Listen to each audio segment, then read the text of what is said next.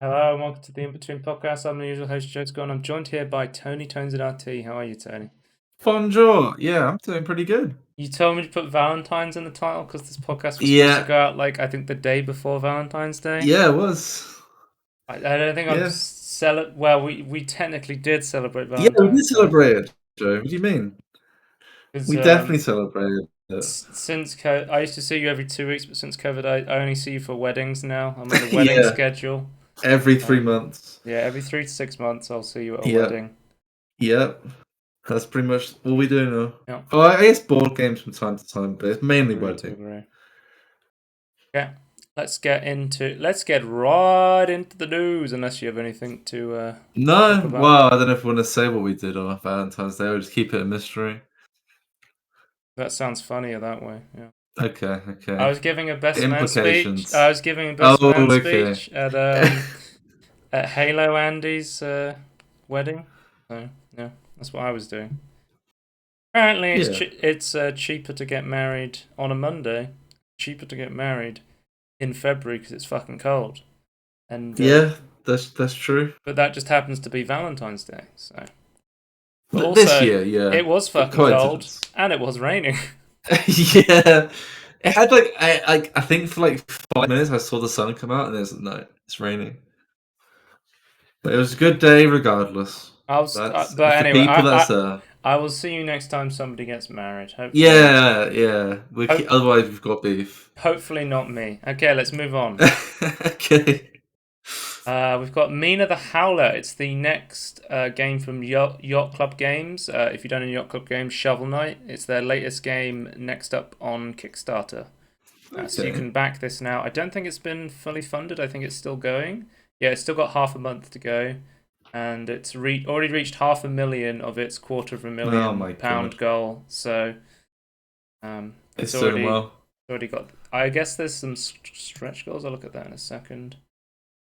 But it looks cool. I mean, I love Shovel Knight, so and just seeing like it, they make such good pixel art games. Like I feel like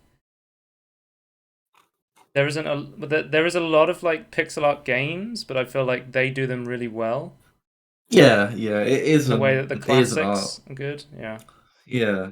But it does look really fun, so I'll be excited to play this one. Let's have a look. Okay, so at the moment, the stretch goals. We've got sound test, cheat codes, new game plus, Mac and Linux port. They get to $1 million. There'll be 3 starter weapons. Okay, $1.2 million, Tony. Fishing minigame, right? Oh Send my this to god. Michael. He The loves thing is, fishing games. they've already got the Gooper enemy confirmed. I thought that's all Yeah. I need. Oh my god, the Nox piece looks great there. Okay. Yeah, I mean, we need to get fishing. Otherwise, Okay, Harris Formator Tony. is going to I play this am game. going to confuse the fuck out of you. Okay, okay. I think I'm prepared. Ty the Tasmanian Tiger, 20th Century Anniversary Edition. You remember last week? What? Last week, I was talking about Cow the Kangaroo was getting Yeah. a new game from an old platform, and I was like, Cow the Kangaroo. When I thought about this game, I thought about the other Australian retro platformer, Ty the Tasmanian Tiger. This is also getting a fucking, like, new remastered version, so I'm going to be very confused. So they haven't shown like any gameplay or anything, but they're just like saying they're going to be doing something with Ty the Tasmanian Tiger in Unity in 2022. Right. So they've just shown some. Well, I'm looking forward to Tasmanian Devils, the next game coming out. I'm looking forward to the Australian platformers coming out, guys. You'll love to see it. Right. Oh, I guess it is the year of the tiger in like the Chinese calendar. Oh, right? right. Or like the zodiac years. Social credit +5. You'll love to hear that. Yeah, yeah. This is one I picked up for you. I thought it looked amazing as well. Instruments of Destruction. I'm going to play the sound for this as well because it's the theme song is great. Oh my god, Have a look at this. It's like the Siege but with destruction. Huh? Yeah. Holy shit. Vehicle Oh building, yeah, this is great. Sandbox physics-based destruction. Oh, this is the perfect music as well. Yeah, someone was said in like the comments, they were like, I don't remember the last time the theme song was written for the game for like the trailer. Yeah. It's a bit of a banger. Yeah. Normally I don't play trailer music because it's got DMCA, but I think this is fine. Well, I hope so. I hope they're cool. I believe getting better to go through. I was looking on Reddit and it was literally someone was advertising their game and they were basically saying they'd worked on a lot of other physics sandbox games. I think they worked on like, is it Red Fraction Gorilla or something like that? They'd also worked. Yeah, that's a physics game. That's quite an old physics. Well, the remastered or like the actual OG. Not sure. I'd have to look up the Reddit post. So that's quite an old game. 13 years old. Anyway. Yeah, that looks awesome. Let's move. Oh, okay. We had another trailer for Atomic Heart.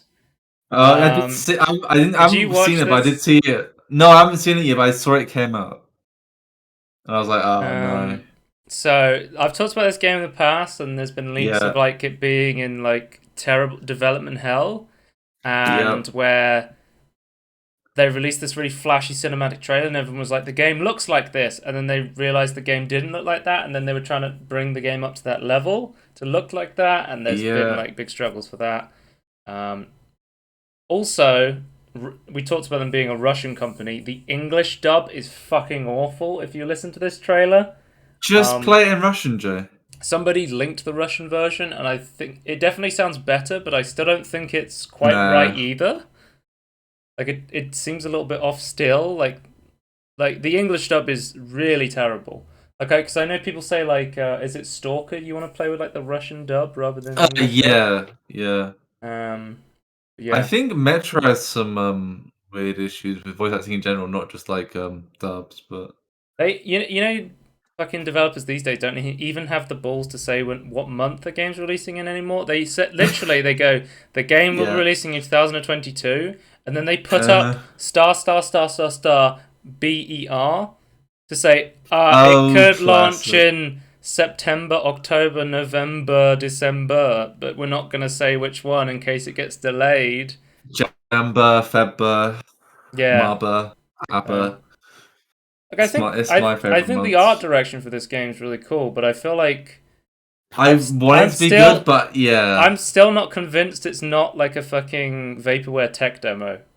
I will say this: if this flops, I hope someone else like has a similar idea and actually can execute it. Kind of similar to like Cyberpunk. Like I hope someone else can make a Cyberpunk game. Well, we're going to be talking about Cyberpunk today because it just had a big update. Yeah.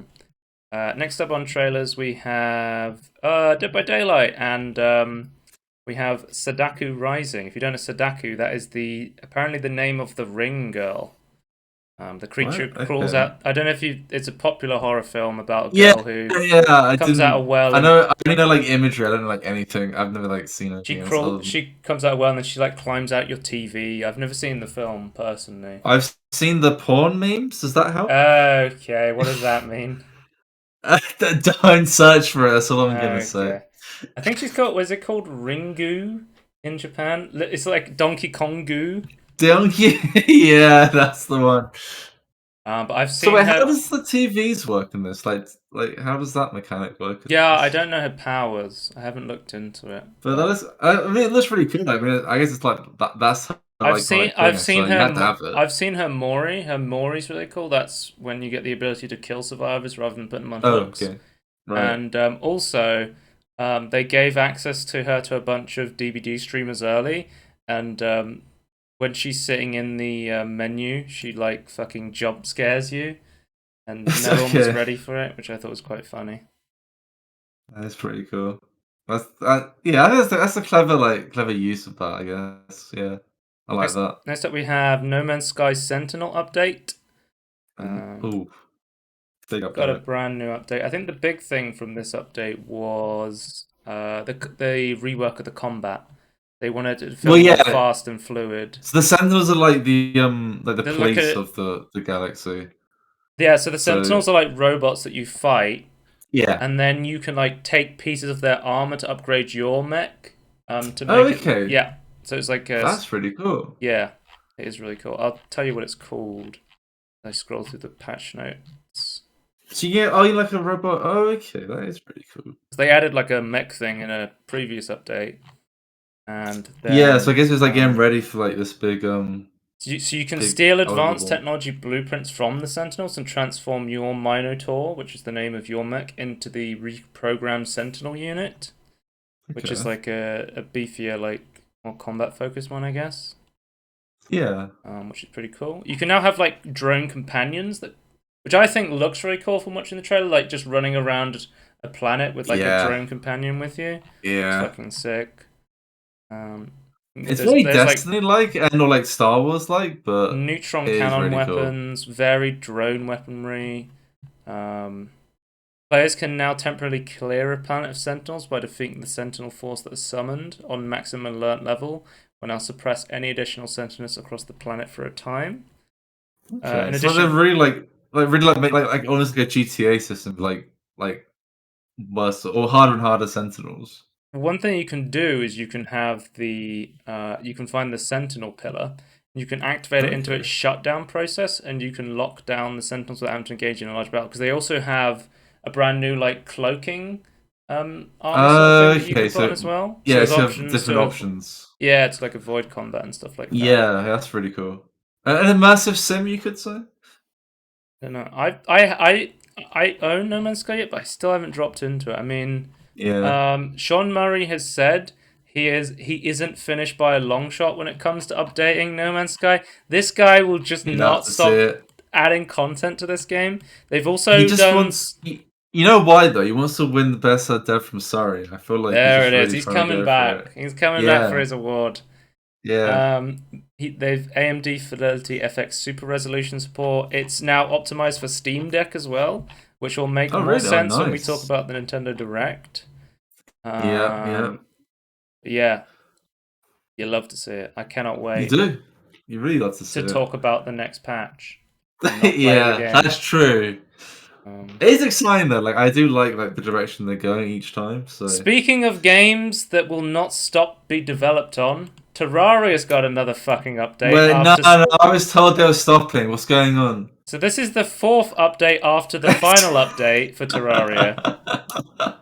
And it's Valentine's. Well, it's sort of Valentine's Labor of Love theme because it's called the Labor of Love update, and they made Oh, it okay, yeah. because they won the Labor of Love award in the Steam 2021 Steam Awards. Any excuse to make more content for this game, really. But the main thing that's being added with this update is basically some balance changes and then some new items to discover, sort of thing. Like love themed, I think. So Yeah. that's cool to see. And next up we have Joe's weird VR game of the week, and I've actually got a really Oh, here interesting we go. one Here we this go. week. So What the hell is this? Tentacular. This is a Devolver Digital published VR Oh, game, okay. so you know it's going to be a good one. You play as a giant tentacle monster in VR, and you have to interact with this Right? small town.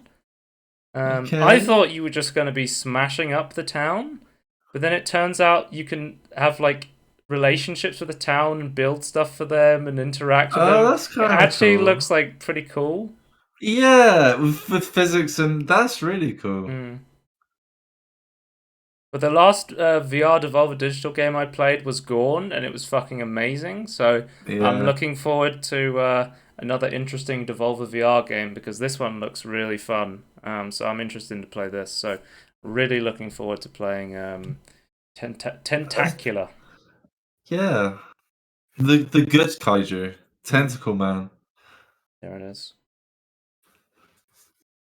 I hope there's a mode where you just like can just smash the shit out of stuff though. That's what you Well, need. what if you just let your game just go mental? Like, what if you just did that?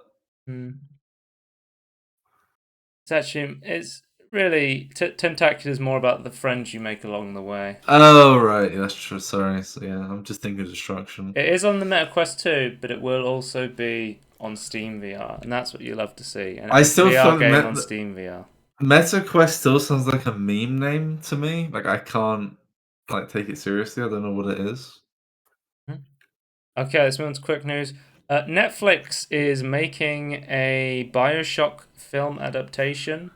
They're Interesting. partnering with Take-Two and 2K to produce a film of Bioshock. Okay, I guess we Tony, don't know anything else. if I just said to Just you, Netflix is making a Bioshock film, good or bad, what do you think it will be? Go. Because Netflix track record for adaptations is so like coin flippy. I'm gonna go with it will have good elements, but overall bad. Because I remember I was shitting all over the Witcher Netflix series, and then I Yeah, watched it and I yeah. was like, I really like this. To be Um, fair, like considering like yeah, like I've like kind of like seen like how production went into it. It's like oh but okay, they've like then taken a lot of this very seriously. I also watched I watched like 15 minutes of like the Death Note Netflix adaptation, and I just Yeah, shut yeah, that shit off very quickly. yeah. Um, so I mean, it could really go either way.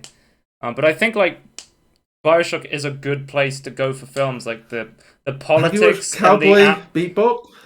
The Netflix one, no, I haven't seen Yeah, it. I've heard that's bad as well. I haven't seen Cowboy Bebop, but I have watched Space Dandy, and it's made by the same people. Right. So yeah. Anyway, I think like genuinely, Rapture is a really cool place to make a TV show Yeah. about or like a Yeah, film it'd be really about. cool. I would love to see But if they did it right. It'd be great. I don't know who I would trust to do that, and I don't know if there's any. Netflix sort of greenlights everything, so Yeah. who's gonna tell of the quality? Oh, I think I told you about this. I don't remember, but did you see about a bunch of City Skyline modders got banned for potentially malicious mods on the City Yeah, Skylines I workshop did recently? I did see it. I just want to say that some of them were like fucking massive mods, in my opinion. Yeah. So the banned mods are Network Extensions 3 and update from Yeah. GitHub. So there was no Yeah. report that Steam was banning them because of malicious mods. But Sea Skyline's team put out a statement. So Network Extensions 3 was banned due to discriminating against specific Steam users. So it violated the Steam user policy. Basically, Oh, what it did is okay. it blocked a short list of Steam users from using the mod, and then after a while, it allowed them to use the mod, but then it was like purposely slowing down their games and making them appear like buggy and glitchy. Like the guy making Okay. the mod had like a personal vendetta against some That people and was seems using really this dumb. mod to like fuck up their games. That's really unfortunate because the mod is really good. Hmm.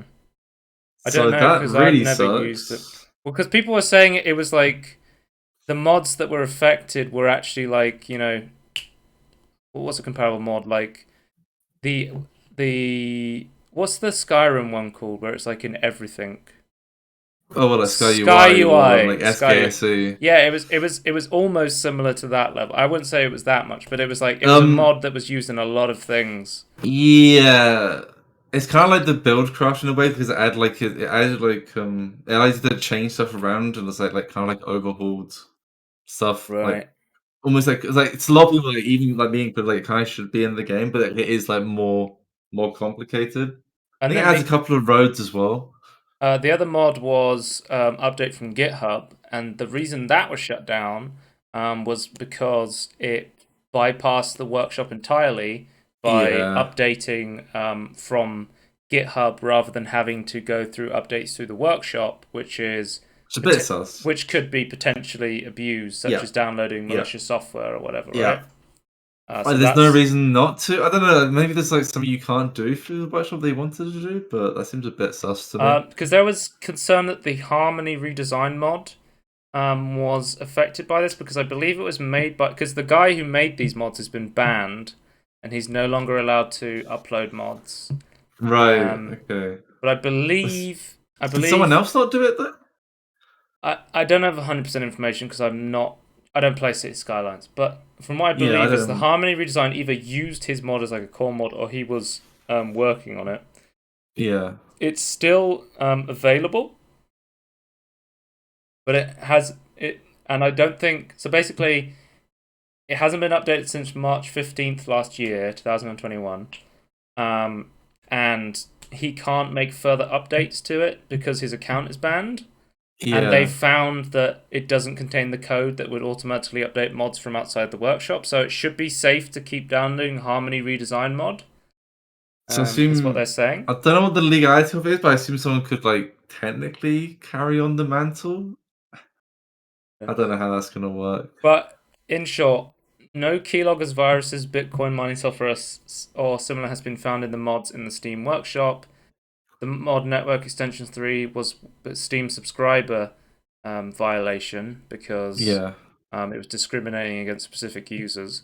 I find that crazy. Like, why would you even Update like from waste your GitHub time? was because it was bypassing the Steam Workshop, Yeah.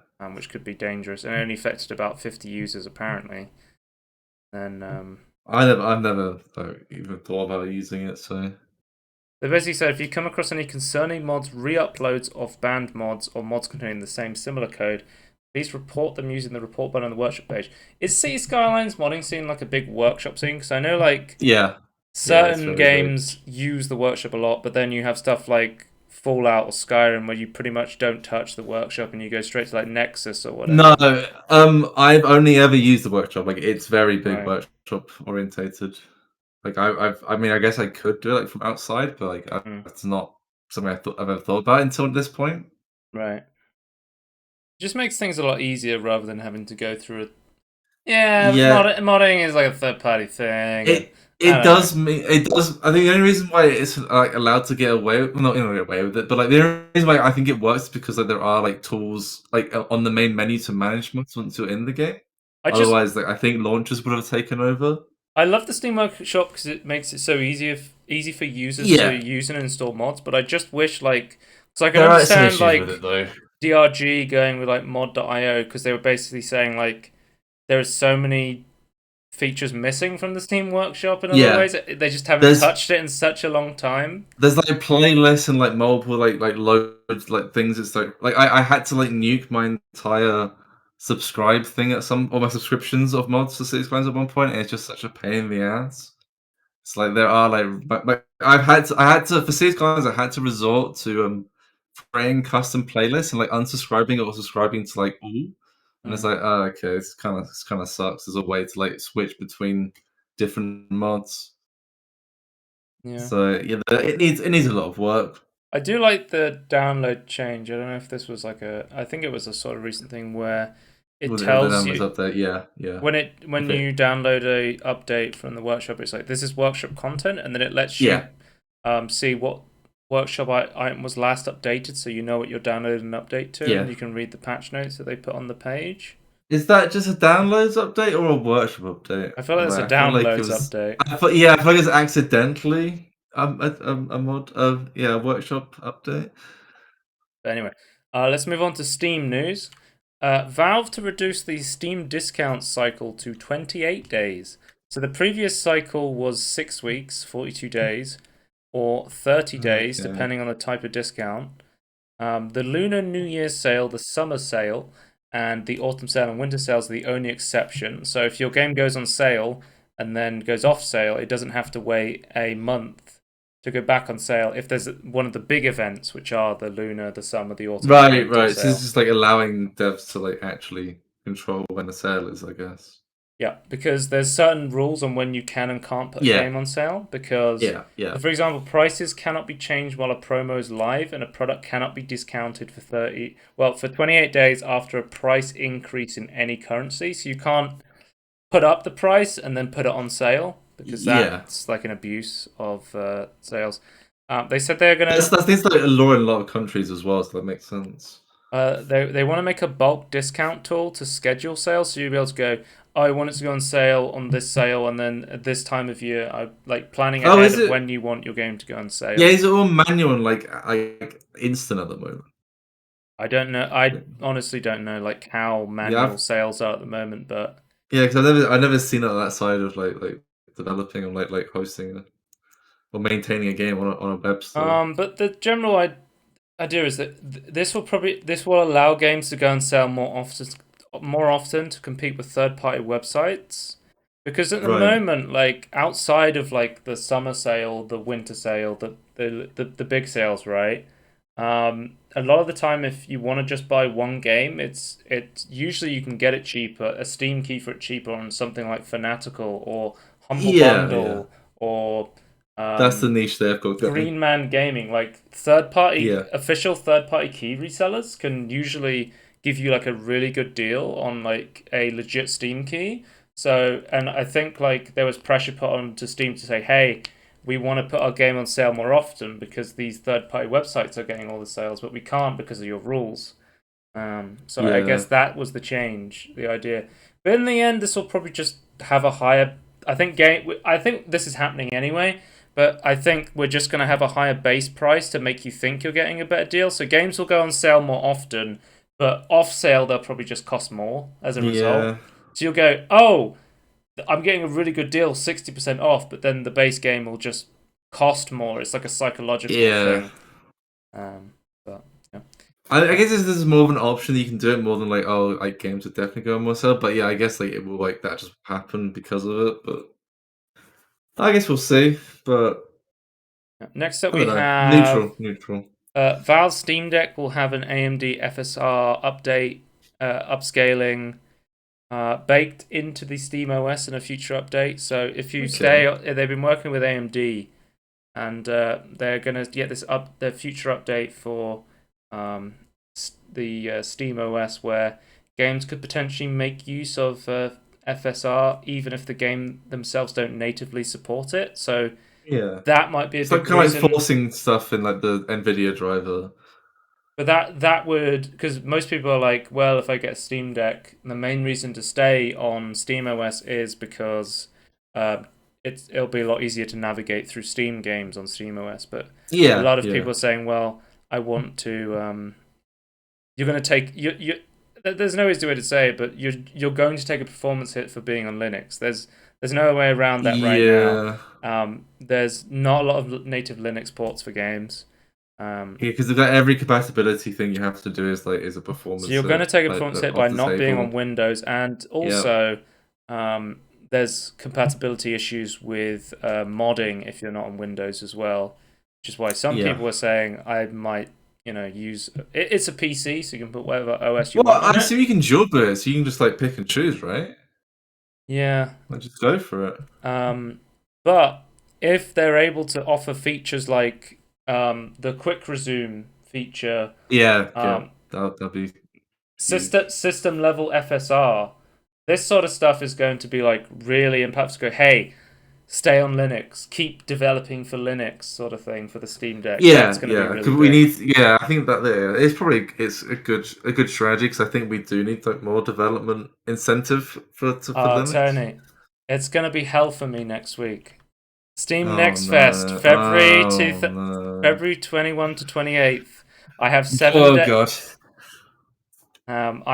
I have a Wait, week to play a bunch of demos. I'm so excited. is Every it? So, demo yeah, it's not festival, inclusive. every demo festival, I play like usually about 30 demos in a week of different games, and I go through all of them and I go, this one's worth playing. This one was not worth playing. Um, oh god, there's gonna be. I really hope the VR demo is improved because last time I was motion sick playing most of them because they were so poor. Yeah. I'm hoping for some good stuff in the VR space because there was one year I thought it was really good. So we'll have to see if it makes a return. What? I don't Okay. care about like because they do like a lot of live stream stuff now as well. Like they have Yeah, like that's true. gameplay showing off demos. Like I'm not really that interested in watching No, developers yeah. playing stuff like that, but I mean, some of them might like it, but yeah, I feel like just like go and play it yourself. I'm going to take part in this. And please make a proper multiplayer tag on the demo Yeah. festival so I can play multiplayer demos that are actually online multiplayer, so I And the can demo play them with itself my is also friends. multiplayer, not just the game. Oh, Kick Bastards looks good. I'm gonna put that on the list. Put it on Kick this. Bastards. That one looks fun. I'm gonna try that one. It's a skill-based parkour game. Yeah, that's for me. Well, That's for me. Okay. Make yeah, sure to check yeah. out the Steam Next Fest Tangerine when I talk about Kick Bastards. That one looks fun. Have you seen any of this? Are you watching the video? Have you seen any that look fun? Uh, It's only like 20 Um, seconds long. yeah, I don't know. I'm gonna wait. I think I'm gonna wait until like it's properly out. Like just like I like Neo browse through Dash, that one looks good. I like to browse through like the actual like listing and like look at the trailers like in my own time. So I don't Hamster know. Playtime. There's some things that look That interesting, but one's going on the list. so is that is this list up to 3 already? Kick Bastards, Neo Dash, and Hamster Playtime are on the Yeah. initial list for the Steam Demo Festival. So yeah. I hope none of these games that are advertised are actually not really in the Steam Demo Festival like they were Yeah. before. Not again, please. Next up, we have Steam has put out a blog post saying that about the replacement parts that they promised for the Steam Deck, and they have announced that iFixit will be one of the authorized sellers of Steam Deck replacement parts. Not only will Nice. they be an authorized reseller of Steam replacement parts, they will also be an authorized reseller of replacement parts for the Valve Index as well. So if you want to That is really repair your cool. index controllers, or I've heard like index controllers break all the time. Yeah. So hopefully there's some home repair that can be done to that. They also But posted it's good to see them in doing this though. iFixit posted a teardown of the Steam Deck. I believe it got a 7 out of 10 for repairability. I believe they lost a Right. lot of points because of how like glued down the battery is. I know from like Yeah. Gamers Nexus teardown, you're saying like Linus getting did the same as well, right? yeah, He hated like the tearing battery. when you tear it down, the battery is hard to get out because of how glued in it is. Yeah. But yeah. Blunders slash no fucking Oh, thanks. here we go. Here we go. It's my favorite part of every podcast. This is what you love to Is see. it only NFTs again on the blunders? Hmm. Okay. Okay. Well, no, actually, there's some other stuff that I forgot to put on the podcast doc. So I'll just pull it up. Okay. Let's go Okay. into NFTs though. Team 17. Uh, they were coming out with a Worms NFT that was apparently going to be a environmentally friendly Worms NFT. Oh, it's gonna be no blockchain then, I guess. Because On a ledger. I was listening to them talk about it on the Digital Foundry podcast, and they were saying like, oh, it would be cool if they did like an NFT thing, so they took like the original art for Worms, and then they were like, something that's actually fungible, the actual like images of the original Worms drawings, and they sold that, and they were like, no, these are new NFTs and images that are specifically made to peddle NFT shit, and it's like, okay, Yeah. right. Um, yeah. And they immediately posted this. And if you don't understand NFTs, it must be so confusing why so many companies go, I'm going to do this, and then within like 24 hours, completely back out of the entire project Because if because they of can the get away with it, backlash. they can make money because it's like But a they never, trading scene. they can never withstand the backlash, so they always Yeah. immediately back out. So apparently, Yeah. the management of Team 17 really wanted to push this, and apparently the developers at Team 17 did not know about this at all before the announcement, as it's Oh, been it's seen in other just like companies. every other publisher so far. Yeah, okay. Um, Oh, it's so dumb. yeah, but basically, there was an investigation inside Team 17 following the Worms NFT firestorm. Apparently, the top brass at Team 17 thought it was a good idea to implement NFTs. Every single employee thought it Not was. asking the devs. Every single Yeah. employee thought it was a shit idea, but weren't Yeah. listened to and were told not to voice any complaints on social media or internally. Like they were told, like, anything they said on social media was like a reflection of the company, and then they will be punished for like shit talking NFTs. That shouldn't be allowed. Yeah. Okay. I get you can't allowed to talk about your own job though, I guess, but okay. That's a bit slimy. But then like a lot of people, because Team 17's big in the indie space, they have like they do Worms. They purchased Golf They with have a lot Friends. of like devs underneath them, right? So one of the big ones that come out was Aggro Crab, the guys who make the guys that make Going Under. We've done a spot on it. It's a really Yeah. cool game. They refused to further work with Team 17 due to the NFTs. Okay. We also Good had to see. Playtonic Games, publishers of indie games and also the developers of Yooka-Laylee, announced it had no plans to utilize NFTs in any aspects of business now in the future. And they said they do Okay. not wish to engage with anyone using NFTs as well. So that was another stab in the back to Team 17 for their NFT push. And then, how long was this that they announced NFTs and then backed off of NFTs? I think it was like 24 hours or maybe even less. Right. Um, A whole day they managed to go. Team Imagine that though. 17 immediately backed off. Imagine asking around like people underneath you, like, what do you think of NFTs? And everyone's saying it's bad and going, well, we're gonna release it anyway and just to see. And it's like, well, who would have thought people underneath you knew more than you? Yeah. I just Oh, like I feel like if some okay, I'm not saying like all people at the top are shit, but I'm just saying like if people at the top think something's good, but then everyone else underneath them thinks it's bad, it's probably gonna be bad. So Wave series thanking me for. I got him the Star Realms expansion on Steam, so right, no problem, Wave. Enjoy the cards. the free cards. Oh, we had this great meme post from Rain on Your Parade. So they said, within the same post, they said, we're officially announcing NFTs, and then in other big news, we're canceling NFTs. They wanted to have the quickest turnaround on an NFT project by simultaneously announcing and canceling an NFT project at the same time.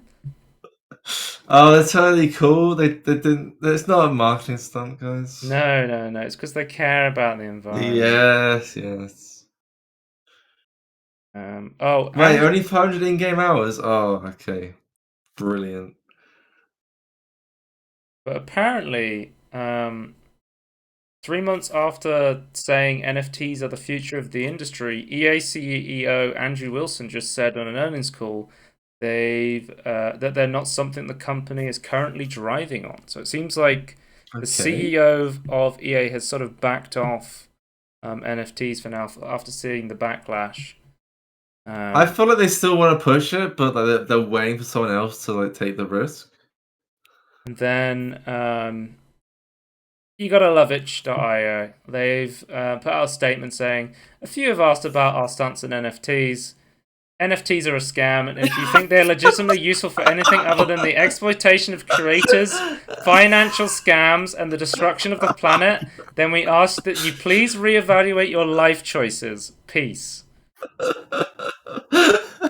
They also wrote, fuck any company that would say they support creators and then endorses NFTs in any way. They only care about their own profits and the opportunity for wealth above anything else. Especially given the Okay. now easily available discourse concerning the problems of NFTs. How can they be so dense? Thank God for that perverted website itch.io. Yeah. I didn't expect such a just outright just saying how it Well, is. That's pretty cool. you shouldn't expect to be a video game company and have to state your stance on NFTs at I this know point. it Like does it, suck. and we got to that point.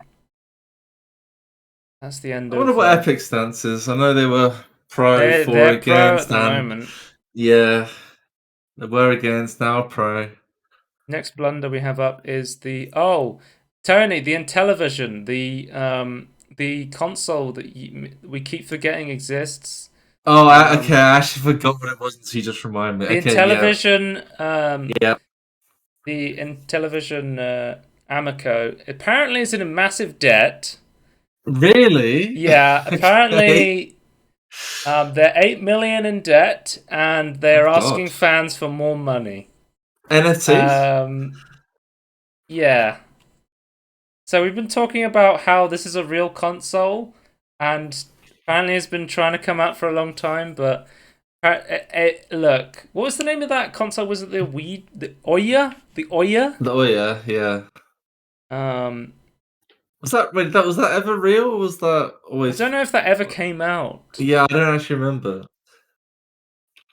Somebody said, um, the Ouya is the first system to shut down with an entirely online marketplace, resulting in hundreds of users losing access to the full versions of their games due to the nature of always online check-ins. Yeah, it does suck. A small community that I'm part of has revived the system by redirecting the storefront to a private server and preserving 99% of the library.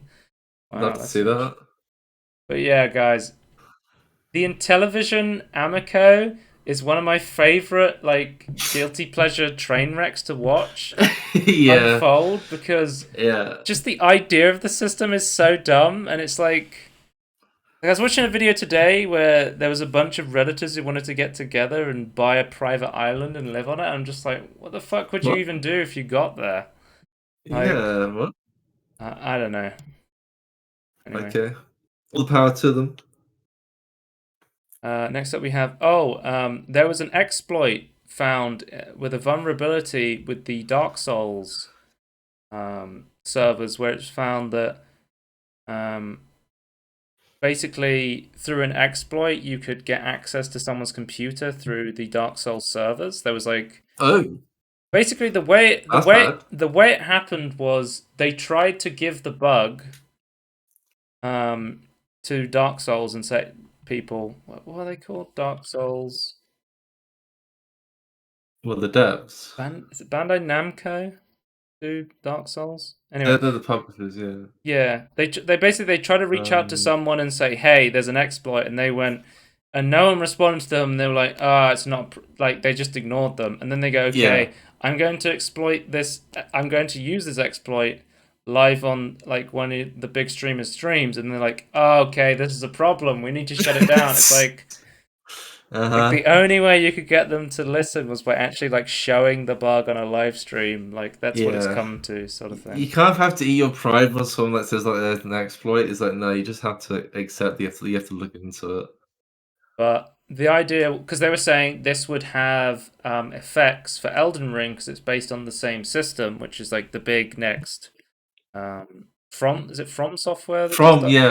yeah, That from was the next software. big game that they were doing, and so it would have an impact on it. But basically, instead of fixing it, I think that they're just gonna completely shut down the online services. They basically said, due to the time required to set up a proper testing environments, online services for the Dark Souls series on PC will not resume until after the release of Elden Ring. Right. So they're Okay. not gonna. So basically, they're just shutting down the online stuff until Elden It's. Ring comes out. I guess they don't have anyone to work on it. I Mm. guess. Okay. So they're basically the. I would. The thing is, I think they're probably just going to turn off the servers and then hope people forget about it, and then they just will just ignore it. Is what I think is going to happen. Right. But maybe Unless there's a they'll. backlash, and then like, Yeah, oh, maybe we should turn it back on. Okay. Okay. yeah. I think you might be right on that. I feel like they might like pass the deadline. Like Elden Ring will come out, and like Dark Souls stuff won't be back, and it's like, well, where is it? And then eventually it'll be like, oh, okay, we'll bring it back. Random news I forgot to put on the podcast. Random Lord of news. the Rings and the Hobbit film gaming rights are up for sale. So Oh, at the really? moment, Okay. I'm How wondering. cheap? I don't know, but someone should tag Phil Spencer. Apparently, he likes buying the Yeah. rights to things. I thought maybe we should like put a bid in first. I heard Sony's looking to acquire some intellectual property. Yeah. Yeah, it's true. I don't know who would. Okay, here's a question: who would you like to make the next Lord of the Rings slash Hobbit game? Like Hmm. who's just like a developer? I would love to see an Obsidian Lord of the Rings game. That would be sick. Yeah, you know what? I would say Obsidian. I think Obsidian Obsidian's would a be good fair. choice. Like I think Yeah. obviously immediately my brain when it comes to Lord of the Rings it goes like RPG and I'm like, well, Yeah. get Obsidian on that. Again, I've said this before, like I would love to see Ninja Theory just given a random IP and just go Yeah. crazy. Yeah. Just give it to like someone who doesn't make a game that's anything related to that series and then just see what insane, crazy. Give it to the fucking. Give it to Sonic Team or like the I would Yakuza say people. as long as they have a passion for it, otherwise like I feel like it'll just be shit. But yeah, I feel like yeah, I go I out want to there. I want to see a Sega. Can you acquire the rights to Lord of the Rings, please? I would love Sonic Team. Oh, imagine just Sonic and Lord of Sonic, the Rings Sonic, crossover. Sonic, Sonic, and Mario at the Lord of the Rings. Sonic and Mario at the Yeah, Helm's Deep. That's what I want yeah, to see. that's the one. That's the one. But okay, well, I just said I think Valve should buy the rights, Joe, and just do nothing with it. Well, speaking, apparently, the Platinum CEO said he wouldn't dismiss acquisition offers as long as they're freedom as prospective. So if anyone wants to buy Platinum, they're Valve? saying Valve. I don't. Well, Freedom is like the Valve won't touch them. They won't do anything. Well, I think like the number one acquisition place right now where your freedom is respected is Microsoft. Yeah, well, I've heard that Sony like other than like QA and like making sure like it's like really good quality, like they don't like influence you too much. I mean, the worst place is like there's the EA graveyard of Yeah, studios. yeah. Um, Oh, you don't want 2K you shit. don't want like fucking Ubisoft or something. No, no, but they wouldn't. I don't think they would anyway. Well, maybe they would. Yeah, maybe they would if like it was like a massive like IP. Or maybe Ubisoft will buy Lord of the Rings. You never know. There was a Halo Infinite update that went out, which will now prioritize low ping to servers. It also blocked geo filtering. I don't know if you know about geo filtering, where people will set up their router so it blocks their connection to servers that are too Yeah, far away. yeah. I But assume it uses ping to do that. I'm not sure. Or I does it think it just just like no. literally go by I think it like blocks actually checks? specific IP Right, domain sort of thing to stop you right, getting put in a right. server. But then they said there was problems with this where one person would have a very good connection and then everybody else in that server would have a really bad connection because of the geo Okay. filtering. Yeah. And then there's I think just further. do it based on ping is the only way to like reasonably do that.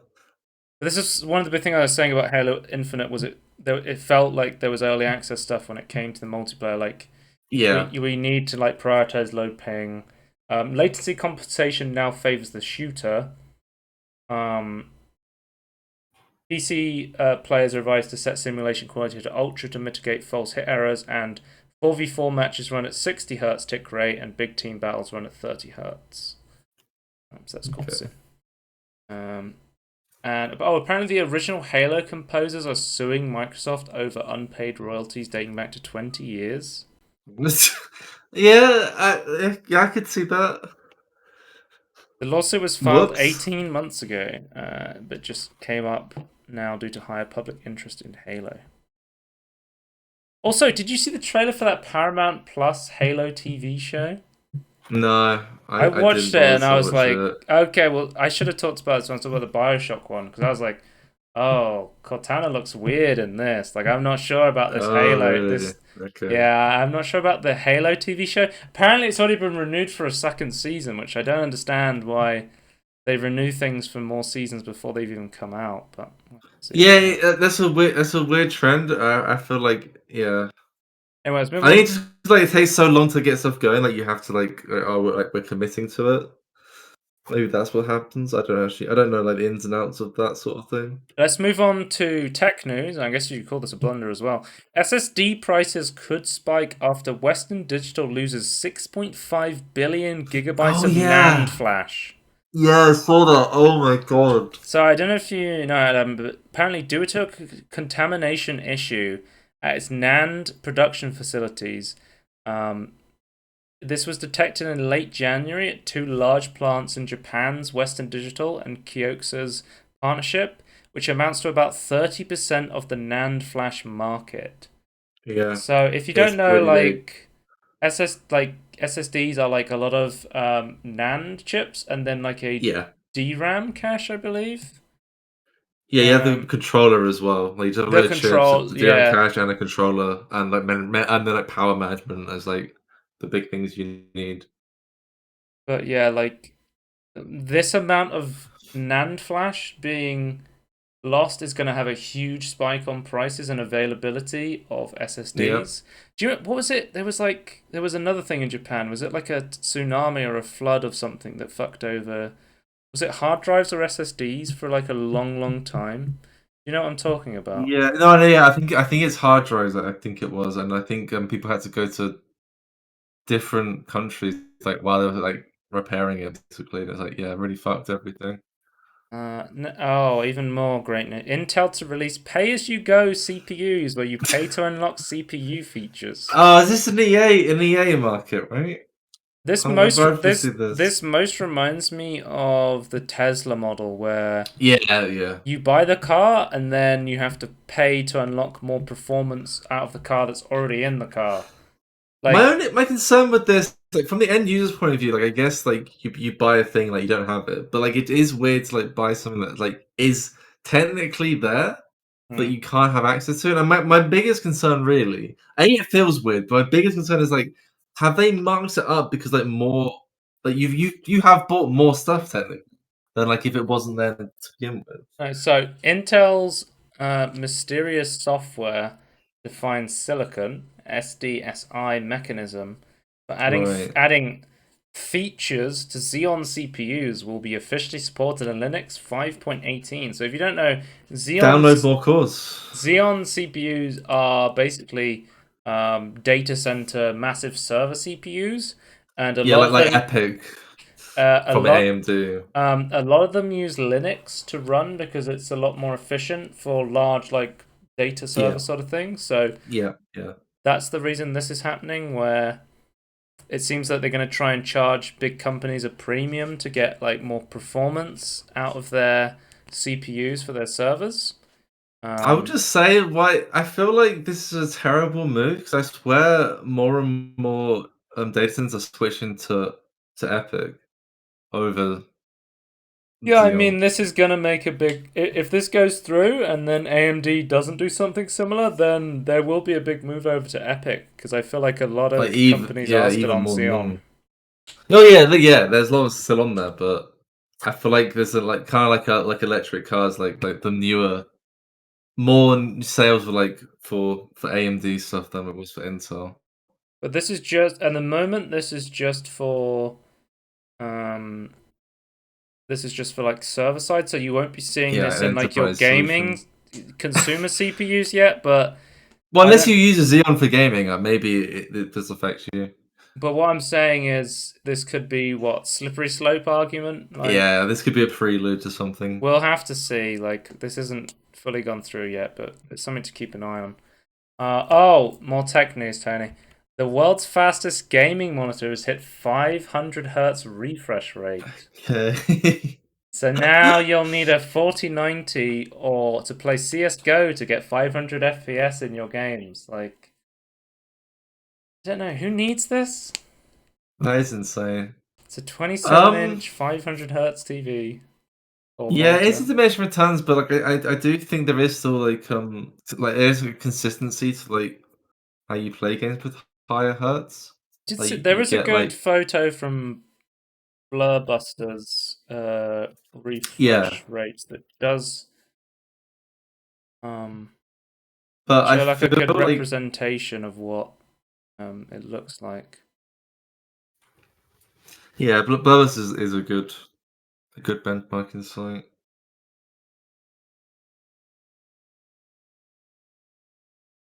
Yeah, I just feel like I don't know, like I feel like 120 hertz at the moment is a good Here's sweet like spot. this can show you like the difference in like Yeah, refresh yeah, rates. yeah. Like I guess that, okay, but I guess by that like 240 is like a sweet spot then. Okay, fair enough. but I think this is a little disingenuous because this is if you took like because obviously you're like, well, if I'm looking for a target to shoot, I would want to see the 241. But Yeah. this is a little bit disingenuous because this is taking a still image as if your eyes could Well, stop no, but and you will look at see that this image. as you. Yeah, but as you move the entire world, you will see this. Like it does have an effect. But your Yeah, I eyes get will like piece it's together not. the information. Like Yeah, yeah. personally, I think 120 plus is diminishing returns when it comes to Oh usability. yeah, for sure, Like for I sure. think But I can see the argument for 240. I feel But like obviously you're technically going to get a better you know image when it comes to movement and stuff like that, but yeah, but I would I say, yeah, I'm gonna stick with my 120 hertz is like the sweet spot because that's where like phone screens like, oh, like, look how like smooth like these frames are. So mm, like I feel like 120 is like the sweet spot still.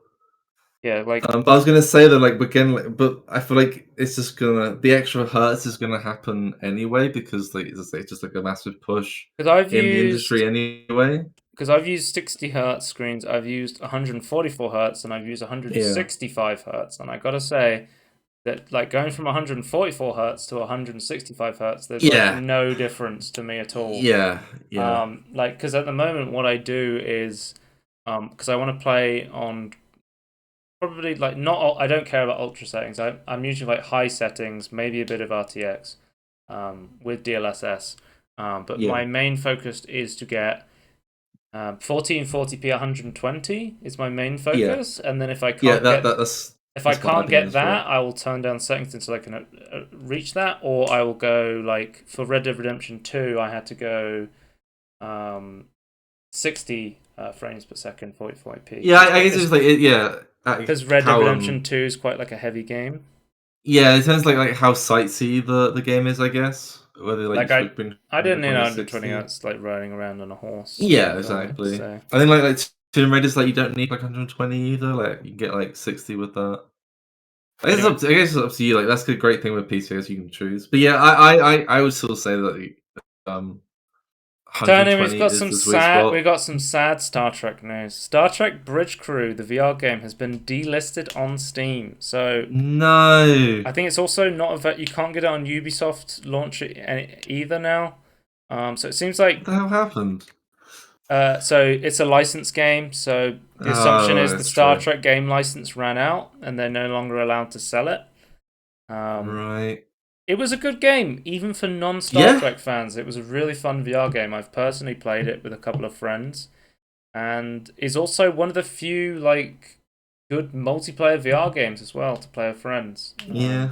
Well, I guess just have to pirate it now, guys. So there's I always that. I never got the TNG DLC that they made, so I can't play that as the TNG mission. 'Cause I think that there's TNG missions where they put you in like the Enterprise and you get to fight against Romulans and Borg, I believe, is in the That sounds TNG really DLC. cool. Yeah. I remember it was really cool just playing um the normal Can we get the missions. I did DS9 DLC? I did the Kobayashi Maru and Yeah.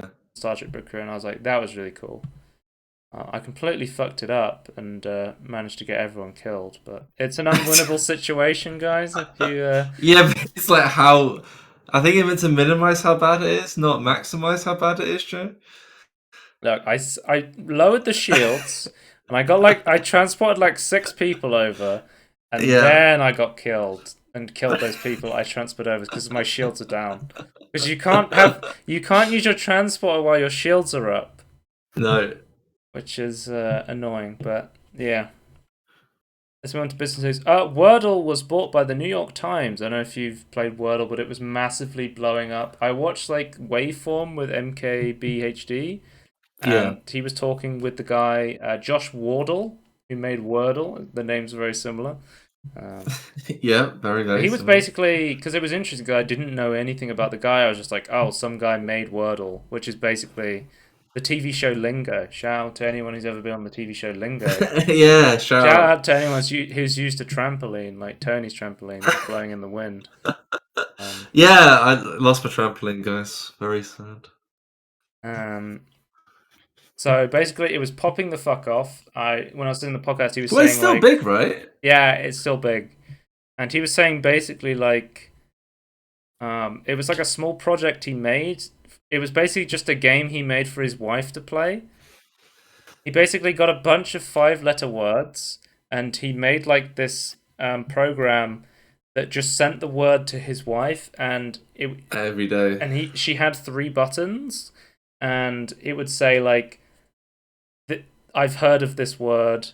I vaguely know this word, and I've never heard of this word, to get rid of like the words that like nobody's ever heard of out of the list, Yeah.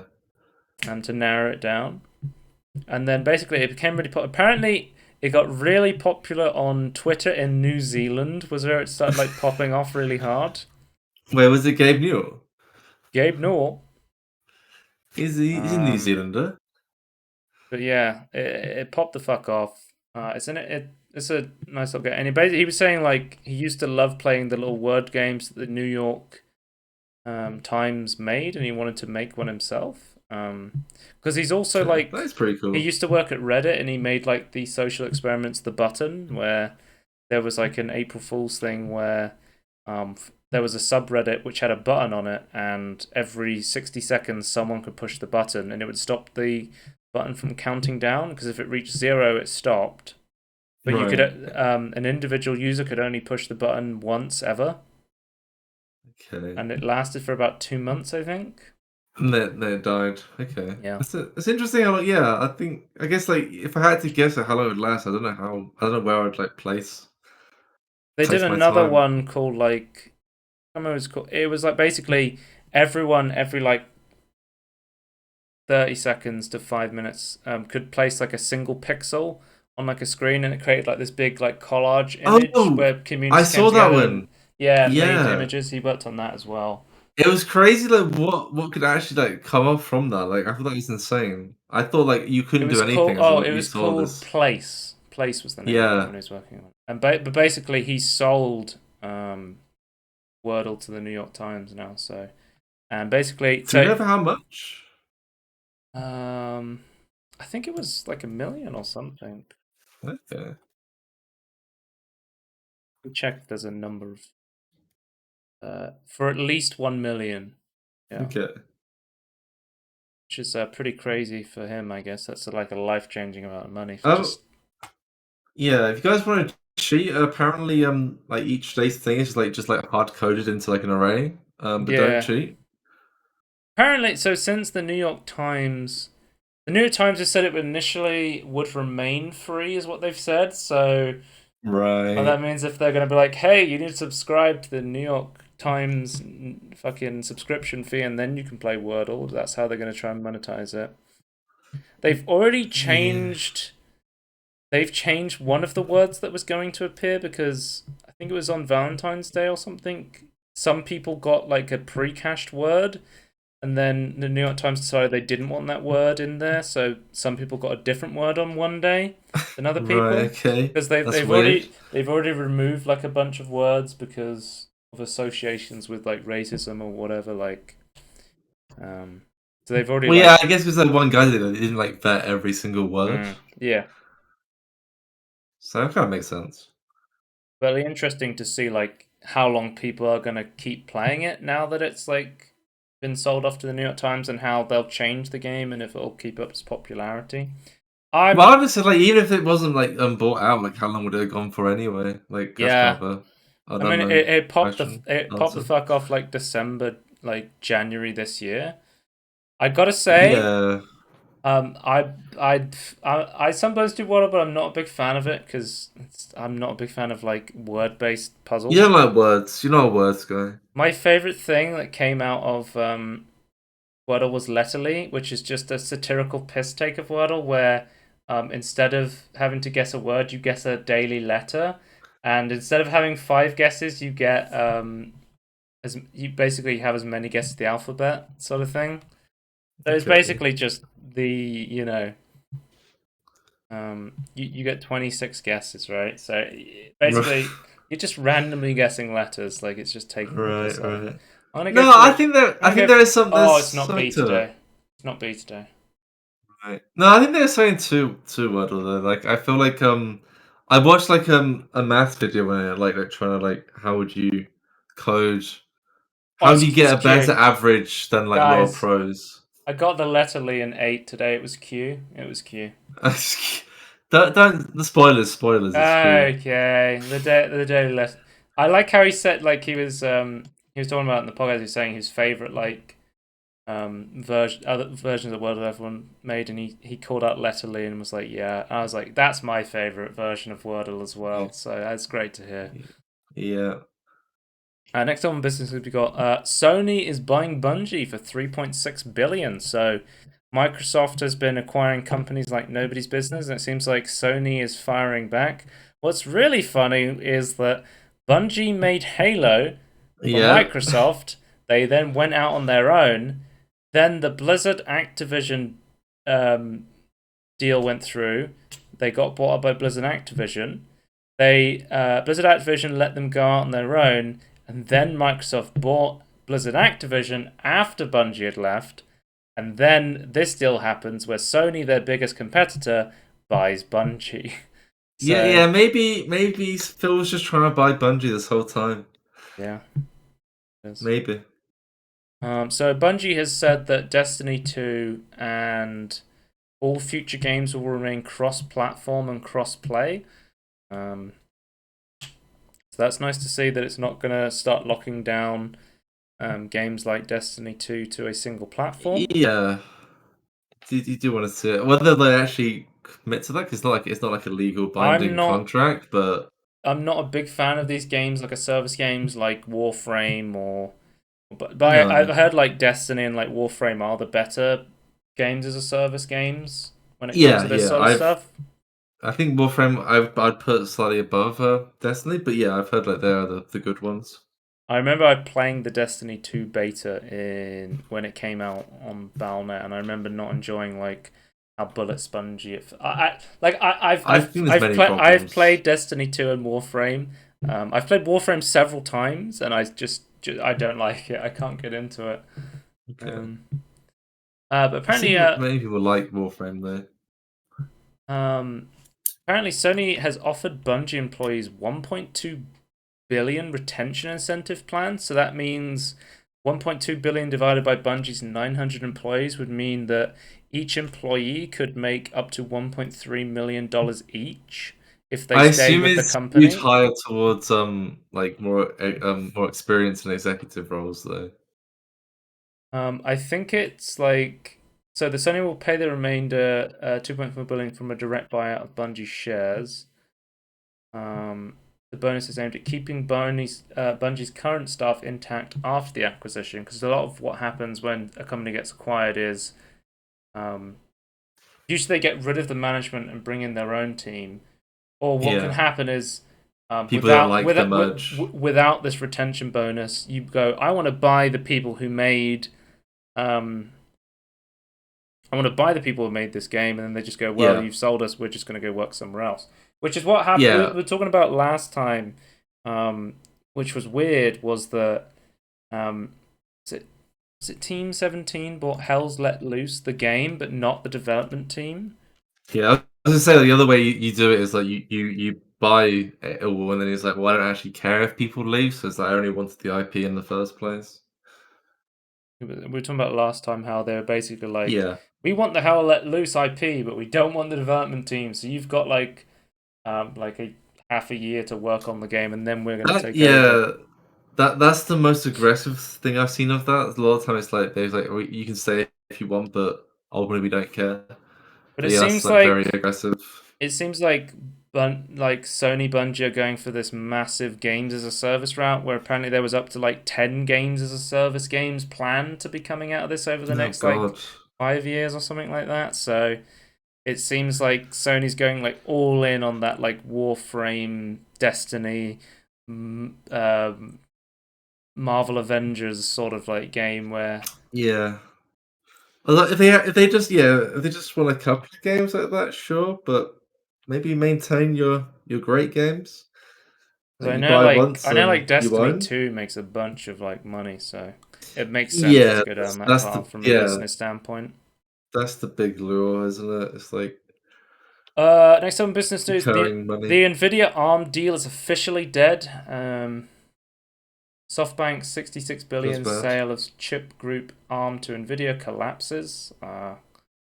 They've officially given up. And also, I don't know if you heard in the news, but apparently, like, Facebook lost like 25% of its stock Yeah. value in like one day, and now It's the officially, biggest loss ever.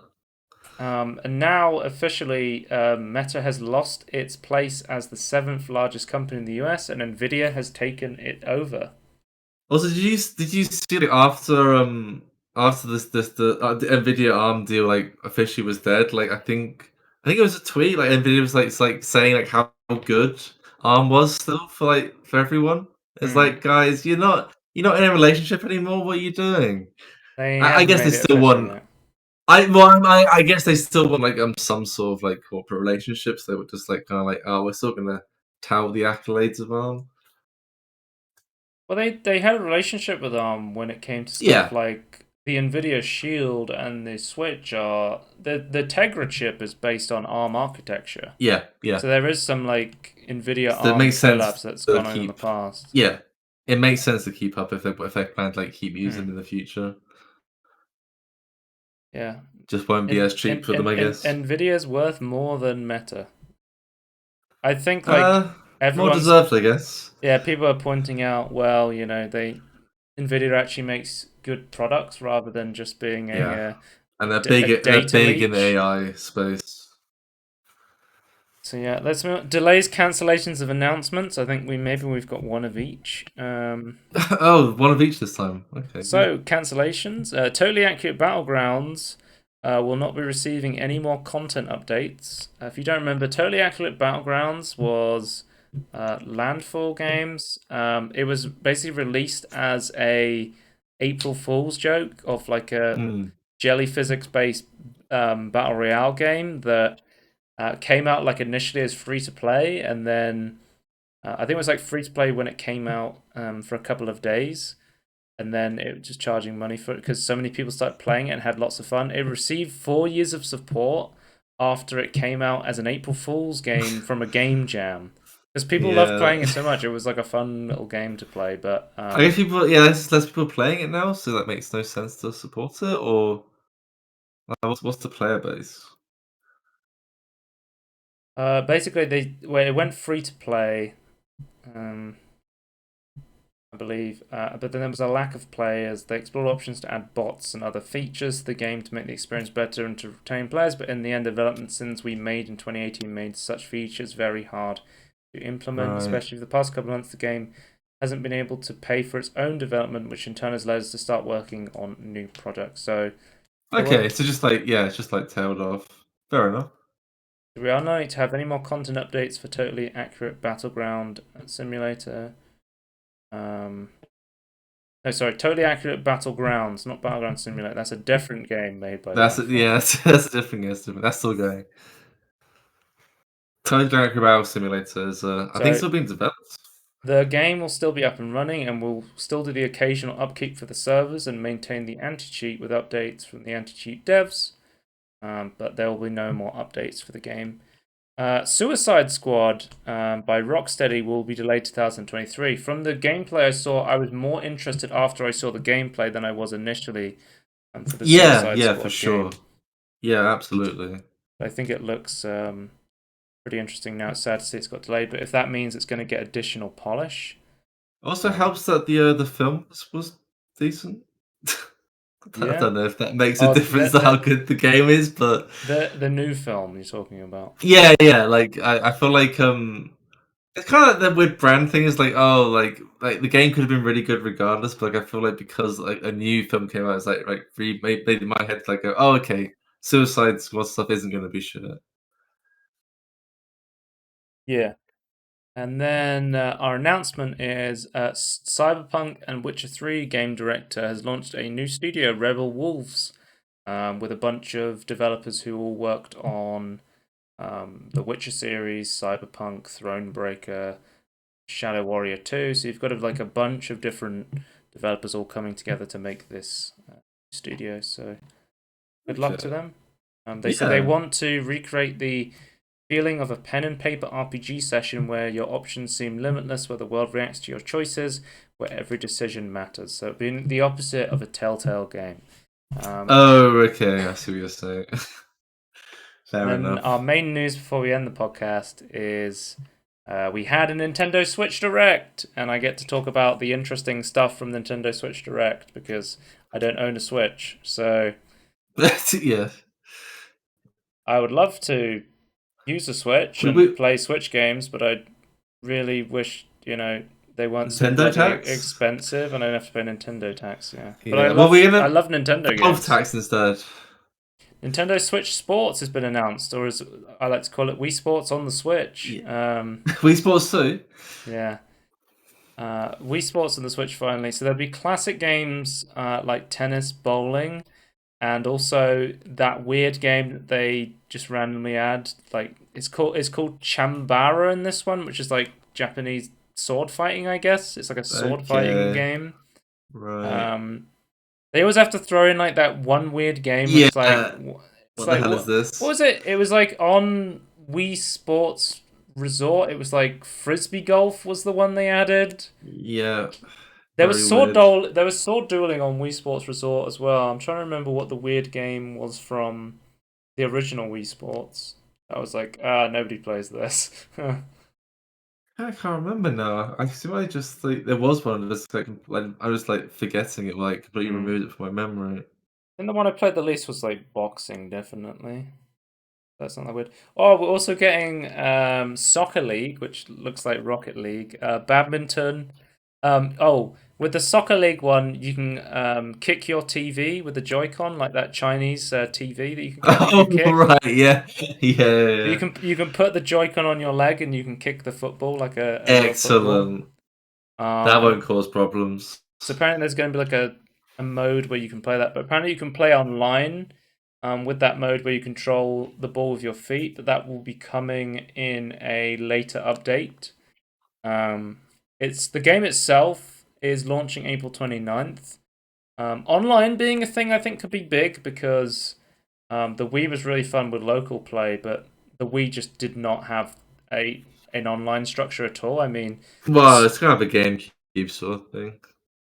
the Switch does have one that is Yeah, it's not great, but it is popular and is a lot bigger yeah. improvement than not having It, one. yeah, it actually exists and people actually use it. So Also, Tony, they are adding golf and it's coming in a free update later. So there's now two golf okay, games on the Switch that I need to play.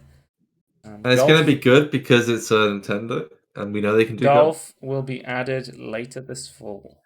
It's gonna be the best golf game. I'm gonna call it Also, now. online playtest is happening February 18th, 20th, where if you have a Nintendo Switch online membership, you'll be able to like beta test certain sports in Okay. the game. My Wait, an actual question good is, thing from the membership? What the hell? has Nintendo ever done a beta for any of their games? Because I can't think of Uh, one. I can't think of one, but there might have been ones like for like Nintendo's the always hyper been fans. Nintendo's has always been anti-online, and they've Yeah, always true. been we will not release a game until it's finished. So they've never done the beta testing thing. So it's like strange to see like a Well, maybe first party it's like beta testing for the Nintendo game online. Maybe it's ready, but I don't have know beta if the testing. netcode is good. Oh, that's true. Yeah, that could be a thing. That's something I didn't think about. I'm just Okay. thinking like because like both those things happening at like similar time, like maybe that's why they're not used to it. Mm. Oh, people were saying that they were upset that they weren't using Mii's in a lot of the games as well. They wanted because Yeah, I like miss the the thing Mii's. about Wii Sports was the Mii's, but then there I were love like the these yeah, I weird love the like Mii's. stylized people were being used a I lot remember in you the remember like making games. them like with this like huge room filled with all your creations. That was great. Well, my parents bought another Wii recently because What? well, I think so. We had a Wii and we had like the Wii Fit Yeah. board and we had like Wii Sports Resort and like all the Wii sports games and stuff because it was really Yeah. fun to play like bowling and stuff. And they were like, Yeah, it was great fun. we then gave the Wii to my sister when she moved house, but then she gave the Wii away to someone else, so we didn't have it anymore. Oh, okay. Um, like a younger sibling of someone else. And Yeah. then we were like, my parents were like, we want to play Wii Sports for Christmas. They do bowling and stuff like that. I guess yeah, I could say that's kind of weird, but no, I guess yeah, it's like yeah, I can see it's a Christmas game. So they got like another secondhand like Wii and stuff, and were actually like, playing bowling and doing stuff like people really love Wii Sports. Like I really like legitimately. Wii So Sports. Yeah, it's I really good think a fun. new like sports game on the Switch is going to be really There's cool. nothing else like it. That's the thing. It's like there's nothing else that replaces. Like you Yeah. can't have the same experience. Which is like that's Um, kind of a Nintendo thing, right? They don't have like raw performance or anything. They just have like this really unique experience that's fun. they have like waggle-tastic controls, Yeah, yeah. incredible quality of games. Always last gen Yeah, but technology, always like high looks polish. terrible. Well, not doesn't look cutting edge, running No, on like no, but like super the old gameplay's normally hardware. polished. Yeah. Yeah, the gameplay's normally very well polished. It's like well thought out. All I wrote down for this was Kirby Car with mouthful To be mode. fair, that's what I remember from it. So Kirby Kart, They basically this one's crazy. there's a mode in the new Kirby game. It's like the post-apocalyptic Kirby game where you have a thing called mouthful mode, where you can, instead of consuming stuff, you can get new powers based on stuff you suck in. And you can see in the trailer, Kirby sucks in a car and can become a car, which is the main It's takeaway from this it's too trailer. powerful. You love to see it. Um, yeah, it goes into like a bunch of other features of stuff you can suck up and consume in mouthful mode to completely change the way you play through the game. It looks really cool. It looks really fun. I love Kirby games. I love platforming. I wish I could play this on my PC, but I don't own a Nintendo Yeah, that's what I Switch. was thinking. I just like it's one of those things. Is like I'm always tempted to just get a Switch for these games. There's quite a lot of Switch only games I actually want to play What if now. Kirby sucked in the Velvetizer? Then he could Velvetize Oh stuff. my On the god, the go. Kirby Yeah, there Velvetizer. it We is. need to make that. Like we need like a Kirby balloon and put it over the And then I Velvetizer. would go, "What the Kirby doing?" Yeah. Next up we have Mario Strikers Battle League. Do you That's remember Mario a football Strikers from the game. GameCube? It was like No, I a don't actually. It's not something I'd it like. was like I never a like massive GameCube. it was like I never owned a GameCube, but it was a really popular like almost sort of like edgy game where it was like, you remember like Blood Bowl, the Yeah, the Warhammer game Warhammer, where it's like football, American football game. American football, but you can just like use powers and kick the shit out of people. And technically, you're allowed to cheat, Yeah, like like legal cheating. That's what Mario Strikers is like. You just have like random Right. powers That and you sounds can like cool. cheat. Yeah, it's like it was a cool game. It was from like the 2000s, like age. Right. When did the original Mario Strikers come out? Um, Mario Strikers. What's the release date information? Well, this was fantastic as well. So 2005 on the GameCube. So yeah, it was a long time ago. Um, but it's a sequel to that GameCube game. It looks really fun. I would be excited to play it if I could. I love games. yeah. I love like social football games. Like I Well, imagine like I'm a big Rocket League player, so like yeah. being able to play this online with some friends would be Wait, really hang cool. on. Yeah. Is this the good FIFA game? Hang on. Yeah. FIFA? There it is. This is coming out June 10th, and it looks really cool. It looks great, yeah. I guess like, these are the sort of games we can only play like when we go around someone that has a Switch. Yeah. That's like But the if only time we can play these games. we need to find someone with a Switch that's going to buy Mario Strikers. Because that's I feel literally the only like that time I like play on the Switch is like Joe, people who own Switches buy every Nintendo game. I think that's what happens. no, because I've played the new Mario Party several games on Yeah. someone else's Switch. I've played Bowser Party on the Wii U. I've never owned a Wii U. I recorded Pokemon footage of me playing on somebody else's Switch and showed it on the podcast that one time on my phone. It Do you sounds remember like you just that? get a Switch, Joe.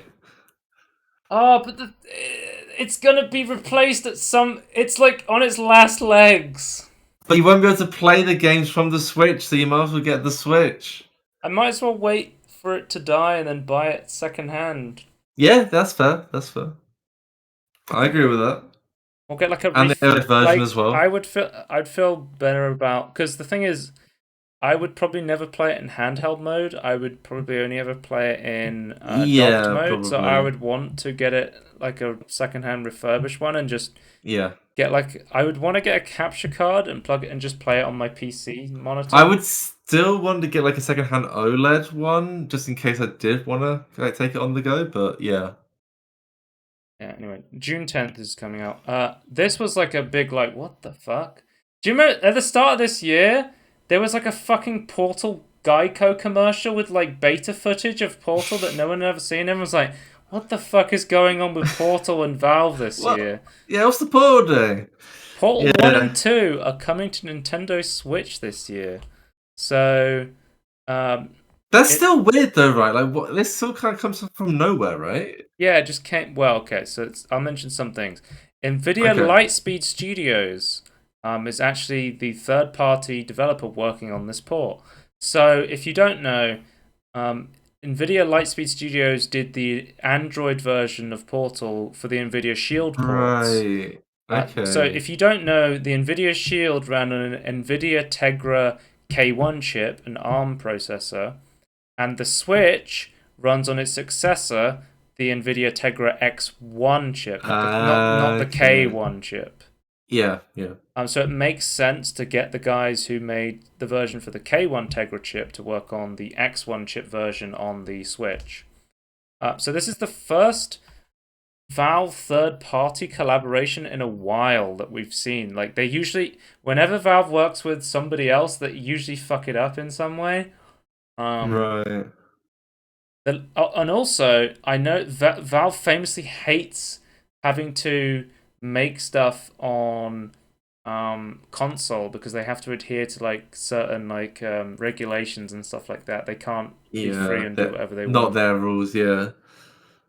The last time a Valve game was on a console was 2012 with the release of Counter-Strike Global Offensive on like the Xbox and the I think it was the Xbox One and the PS4 at that time. Right. I It can't was. actually Are remember. we Yeah, I can't past remember. the? When was the PS4 release? I said PS4 and it went P24. Well, that's what you wanted to know in your heart. Xbox One. And that was 2013. Maybe it was even the fucking 360 they released it on. I don't know. Yeah, It I was guess it. definitely on Yeah, it Xbox, must have so I been. checked the Xbox Marketplace, and you could get Counter Strike Global Offensive on the Xbox Marketplace. Okay. So Okay. um, but it's interesting. Okay, so this is interesting. This might be a statement from Valve because one of the big advertising pushes they were making was like, hey, if you get a Steam Deck, you can play Portal 2 on the Steam Deck. Like that was a big advertising push. Was one of the main games they featured was Portal and Portal 2. Yeah. Um, this may be a statement from Valve saying we won't have Steam Deck exclusives despite, you know, the Switch being a big competitor to the Steam Deck potentially, Yeah, I guess maybe. Yeah. which has Okay. always been Valve's thing where they've always said like they made VR headsets, but they said, "Hey, we're not going to lock down Steam VR. If you want to use an Oculus headset and plug it into Steam and use Steam VR, we're 100% going to do that. We don't care if we're the people who make VR a big thing. We just want it to be a big thing, so we're just going to keep pushing the technology, and whoever gets there, we will just support them, sort of thing." Which is admirable that they've Yeah. kept to that sort of thing. Like the thing you have to understand about Valve is it's a privately owned company. They have no like outside investment or stocks. So it's a privately owned. They have no publicly traded stocks. So they're a privately owned company with billions of fucking dollars. They have a massive cash cow in that they own Steam. So they have like no obligation to make anything in any way that somebody else wants them to make it. So the fact that they're going through with this, like, is just it just seems kind of bonkers, really. Yeah. That's what I wanted to mention. One thing I wanted to just briefly mention. I know Gabe Newell fucking loves Nintendo. Like, Well, as an the games they aside, make. he loves Nintendo's game design. Yes, Yeah. Yeah. and he loves like their ideas when it comes to like consoles and stuff like that. So that is an interesting point to put out. But yeah, Portal 2. on the Steam Deck and the Switch this year. So we'll have to get a side-by-side comparison of the Big two. releases, guys. The new Portal games. Mario Kart 8 Deluxe DLC is on the way. You were saying that Nintendo Switch Pass expansion, they're adding more value to it because this will be a standalone DLC, but I think if you have the Nintendo Switch Online expansion, as well as getting the Nintendo 64, Sega Genesis emulators, and the Animal Crossing DLC, you will also get all of these expansion tracks as well. So Okay, that's there's pretty cool. 48 tracks. They're remasters of old tracks from the DS, the Wii, the 64, even the mobile game. What's it called? Mario Kart Tour as well.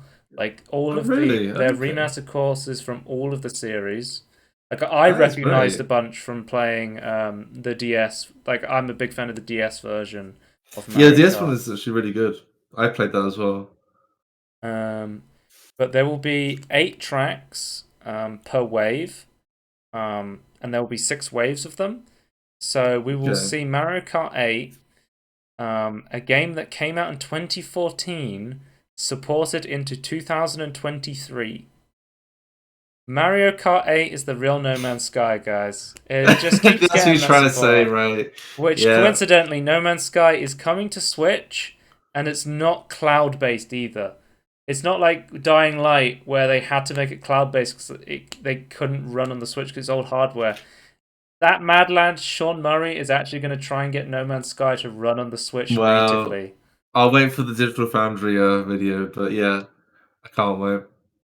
But the first wave will be in March 18th, when you'll get the first 8 tracks, and they've even gone as far to say they don't want to split up the player base of Mario Kart, so only the lobby leader needs to own the map pass in Oh, order to okay, play that's the new cool. map. So if you join somebody else's lobby and they have it but you don't, you can still But play that's with how them. they okay. That's how they get you though, because like, oh, this guy owns it. Like, oh, but he's not coming to the party today. Like, well, someone else has to Yeah, buy and it also now. I think if you want to do like timed single player like time trials, you need to own like the new Yeah, maps. Like there's yeah. some single player content No, that's pretty I cool. think that's pretty fair. Like, I think that's like kind of like internal advertising in a way. Like, I feel that's pretty fair. Yeah, but I played Mario Kart 8. I think it's a cool game. Interesting to see that it's a Wii U game that's got supported all the way to the Switch and is still getting supported. So Well, cool game. it's I'm still. a I think it big still holds up. again. I love Mario Kart. Yeah, I've literally played like hundreds of hours of Mario Kart DS and like loads of hours of Mario Kart Wii as well. yeah. But it's not on PC. I But feel like that's me and you like own like Tony. the similar amount of Nintendo consoles, and like and none of the new ones. The last one I owned was the Wii. So Yeah, same.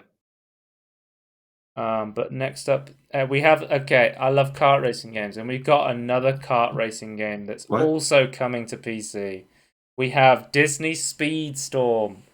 We have a. What? It's I'm going. sorry. It's going to be a free-to-play kart racing game with Disney IPs.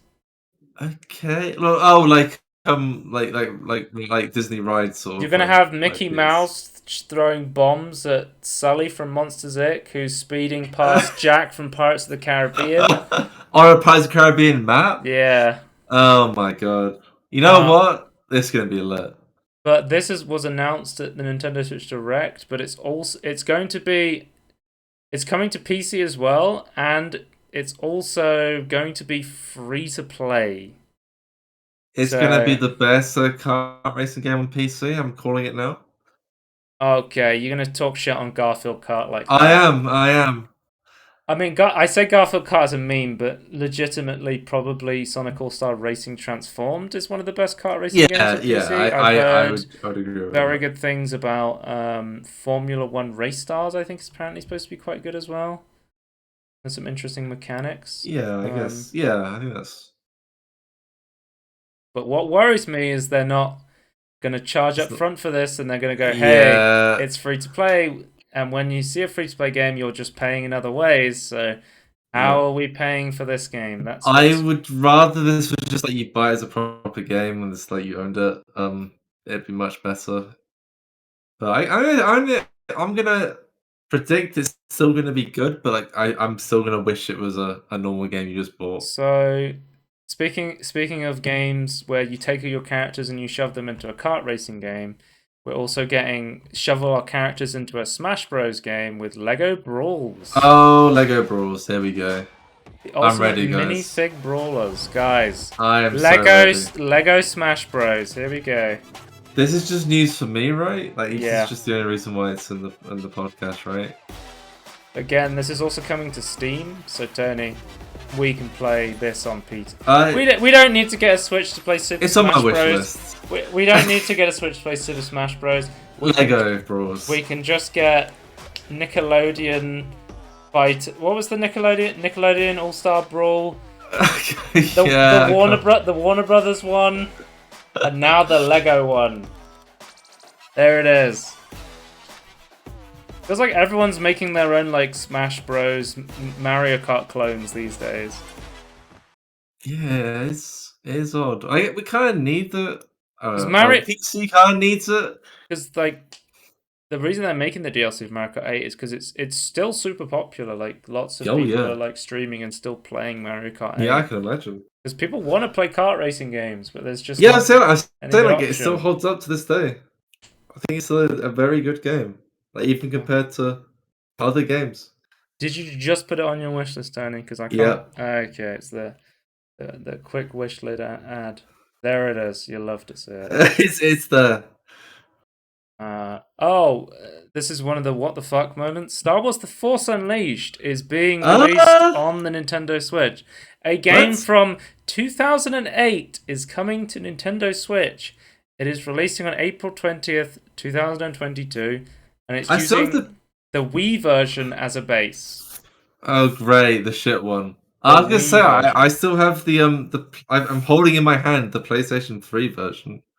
There it is. So I think I was reading online. People were saying like, oh, it's dusty though. Oh god.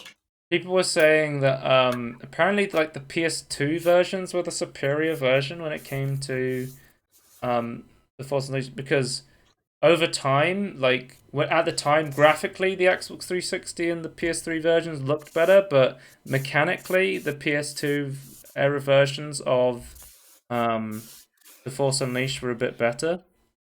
Were they? I don't know. I don't know. I only ever played it on the 360, so I have no idea what the PS2. I've only ever played it on PlayStation 3, so.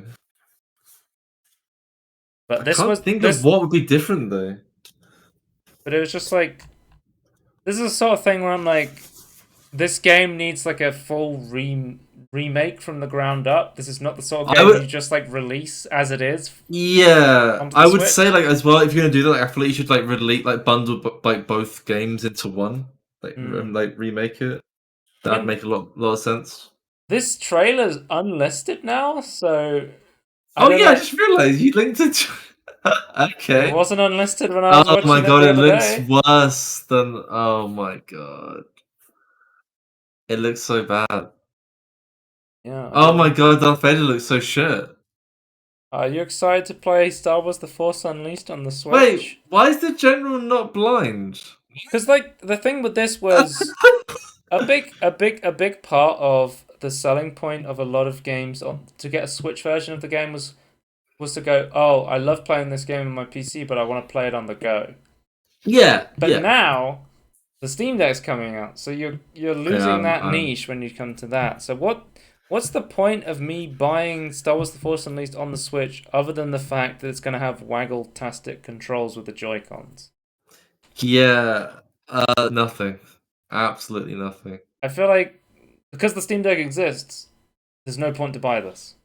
Yep, I agree. It's a weird time to announce it.